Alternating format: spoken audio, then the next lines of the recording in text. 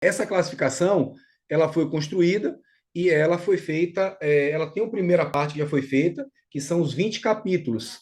São 10 capítulos para descrever as deficiências cinético-funcionais e 10 capítulos para descrever os capítulos de risco, que é o capítulo S. Então, existem os capítulos de deficiências e os capítulos de risco de deficiência.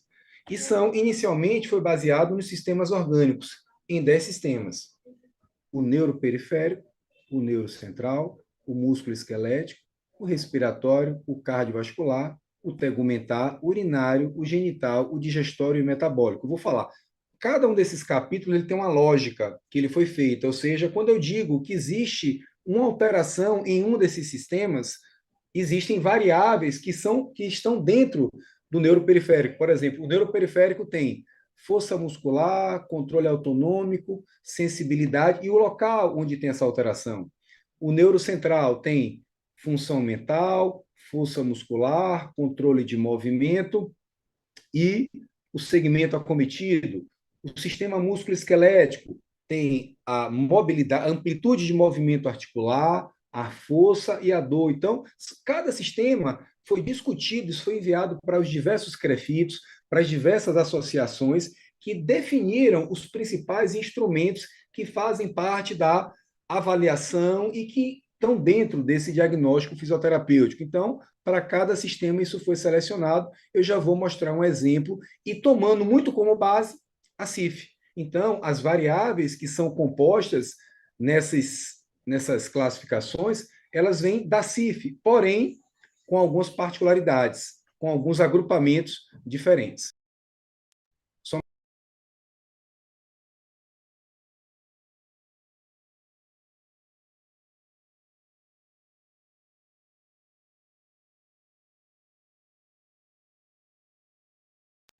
E aí foi agrupado nesses sistemas para poder ficar com a linguagem mais uniforme e agrupada, diferentemente da CIF. Quando você abre a CIF são 300 e poucas páginas, só que é um instrumento para todos os profissionais.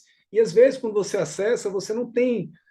Aquilo ali fica um pouco muito amplo, digamos assim. E aqui foi uma forma de meio de compilar essas informações e com alguma liberdade de mudança. Porque, por exemplo, no sistema respiratório, a gente viu que nem sempre aquelas variáveis contemplavam coisas que seriam importantes. Então, a gente teve essa possibilidade de mudança e de atualização. Então, tem esses capítulos, o capítulo D e o capítulo S, e temos também o capítulo M e o capítulo P, que está para sair agora, que é o capítulo M, de limitação de mobilidade, e o capítulo P, de restrição de participação, tanto para lazer quanto para trabalho, que está para sair agora, nesse ano de 2024. Já está na fase final de ajuste, juntamente com algumas atualizações que foram feitas na capítulo D e no capítulo S. Isso foi apresentado diversas vezes, inicialmente lá em Brasília, para um grupo grande, depois, né, e a gente tem sempre escutado bastante.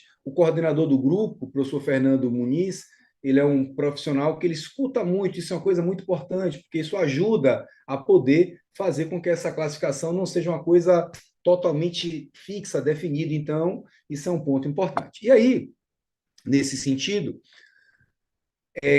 você vai ter um sistema e dentro de cada sistema você vai ter variáveis que compõem aquele sistema. E aí você precisa quantificar se existe ou não uma alteração. E essa quantificação ela é baseada também no mesmo parâmetro da CIF. Ou seja, você vai ter uma quantificação de 0 a 4. Ou seja, não tem problema, 0. Leve problema, 1. Moderado problema, 2. Grave, 3, e uma deficiência, um problema completo, 4. E para a gente fazer essa quantificação, a gente vai ver que tem um percentual para cada situação. Se eu digo que uma variável de força, eu tenho uma moderada redução de força, isso significa dizer que aquela força muscular ela está com um valor entre ali 25 a 49% de problema, ok? Então essa força está em de 51 a 75 de força. Então, semelhante à CIF, isso é uma classificação, é um guia para gerar um diagnóstico. Vocês vão ver, quando eu acessar aqui a classificação, que ela é muito simples. Em 20 a 30 segundos você gera um código. Mas o grande desafio é a gente selecionar os instrumentos de avaliação que a gente precisa para chegar ao diagnóstico. Porque quando a gente chega, digamos que um paciente vem para a gente atendê-lo, a partir do momento que ele tem uma queixa, a gente vai buscar instrumentos de avaliação e, a partir daí, do valor que a gente obtém naquela medida, a gente vai ter que transformar para saber qual é o grau de alteração. Se é 100, se é leve, se é moderado, se é grave ou se é completo. Se todos os instrumentos de avaliação fossem de 0 a 100, de 0 a 100, todos são de 0 a 100, estava tudo resolvido. Sendo 0, sem problema, e 100, o pior problema para aquela variável. Estava tudo resolvido. Deu 80. Então, se é 80, é o quê? Está entre 50 a 95. É um grave problema. Só que a gente sabe que não é assim. Se você pega uma escala de equilíbrio de Berg, o score ali é até 56. Se você pega um MRC, é até 60. Se você vai pegar